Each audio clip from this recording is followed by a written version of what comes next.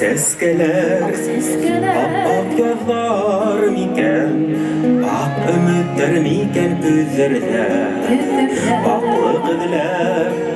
Baklı kudlar ütken, ömür üzeninde tüzlerde, ak güllerden. Yani yıl alıp, yüreklerge halayını, ak ses geler. Kapak bulup, saf көңілі қалайны.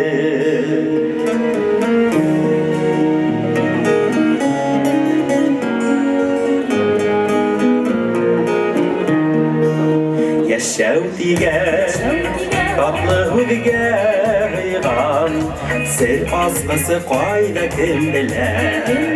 Таң күгенән, үҙәбеҙҙең ысык тамсыһы булып түгелә ак гөлдәрҙән. Йән йылыһы алып, йөрәктәргә һалайны. Ак сәскәләр кеүек аппак булып, саф күңелле ҡалайны.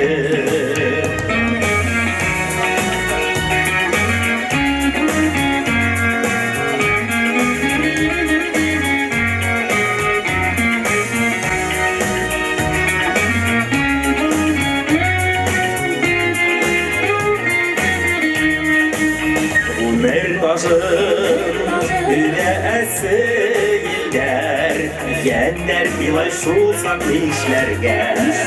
Bak səskələr, yıldız bulub balqıy, ümid nuru hüngən pistlərdə, bak güllərdən.